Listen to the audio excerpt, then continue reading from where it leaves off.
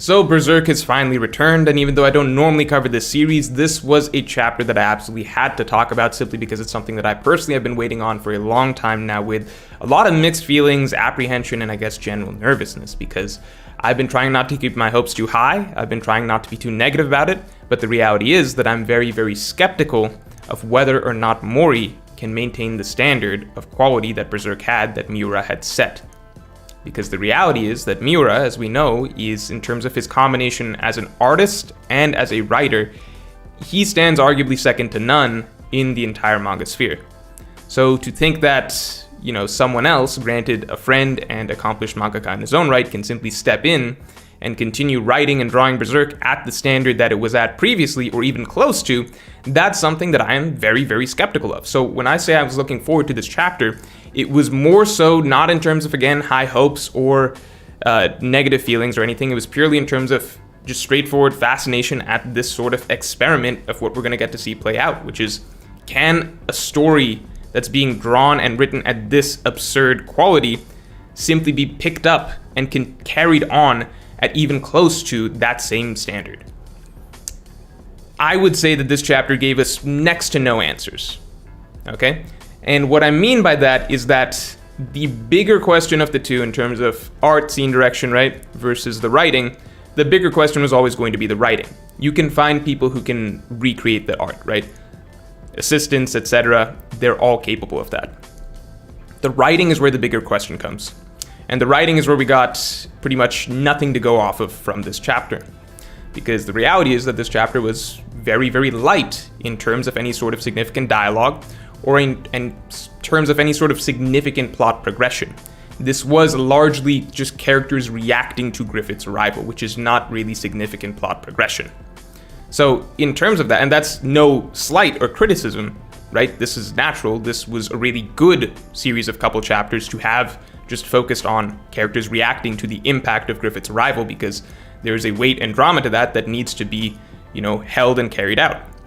But at the same time, even though I'm not saying this as a criticism, I'm just saying it gives us no answers as to whether or not Mori is a writer who is going to be writing Berserk to the same standard that Miura wrote it at, right? Or even in terms of his flavor or style of writing, we got no real indication of what that's going to be going forward.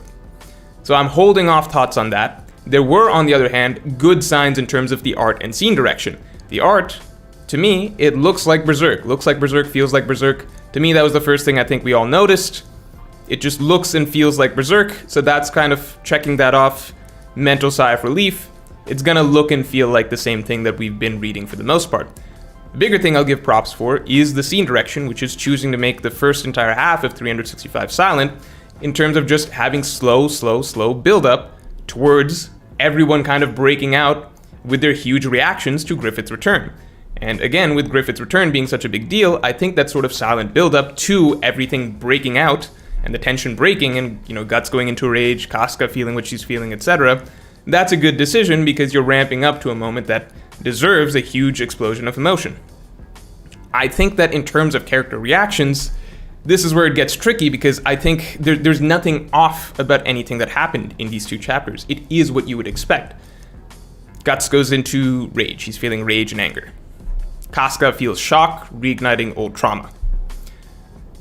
Shirky, Farnese, confusion and fear, right? Everything that all the characters are experiencing, the way that they're reacting feels normal and natural, but at the same time, it's also pretty much exactly what you would expect of these characters. So I think if you asked a random fan, what's Guts gonna feel when he sees Griffith? He's probably gonna get really angry and swing his sword at him a bunch of times. What's Casca gonna feel when she first sees Griffith?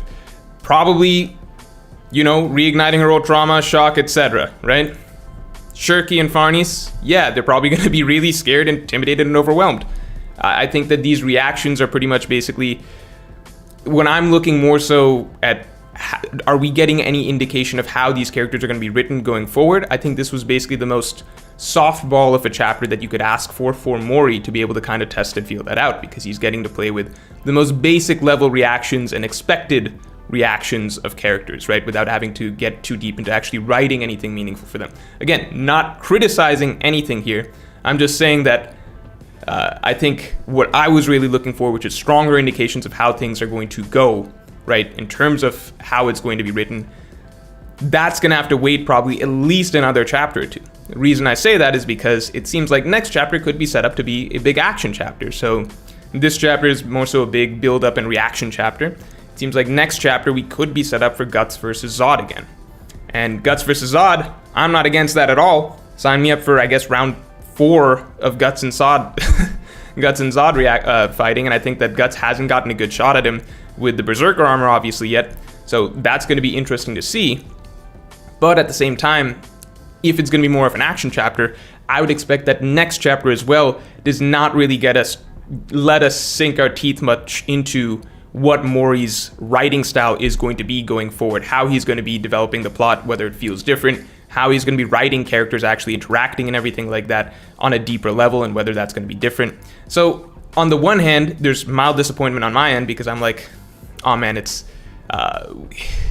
we're going to have to get this in bits and pieces to kind of figure out how things are going to go from here, right? But at the same time, it makes sense that this is kind of like a solid natural progression for him to ease into things as a writer. So I think that overall, there's nothing that indicates that there's no red flags, I'd say. And I think that in itself is a big win. There's nothing that seems off or wrong about anything that happened these 2 chapters. And if anything, the things that happen in the next several chapters are going to be fairly exciting. So we're going to have a lot to talk about.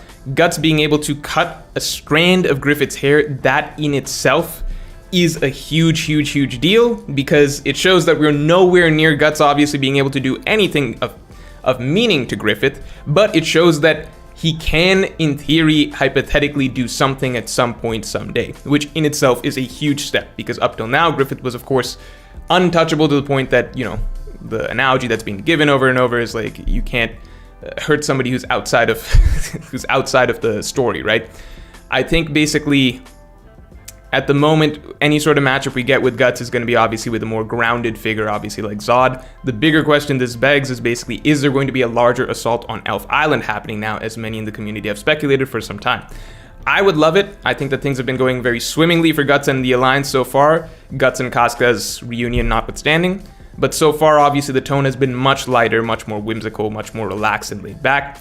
Now would feel like a great time for things to sort of come crashing down, and Griffith's influence to suddenly it's obviously rearing its head already, but in a much more aggressive way, with potentially an assault on Elf Island and potentially swinging things towards maybe the final, not saying the final stretch of the series, but maybe another solid turning point, I think, for the series to get the ball rolling again in a certain direction. So if you enjoyed this video, then definitely like and subscribe, and I may do more Berserk commentary in the future.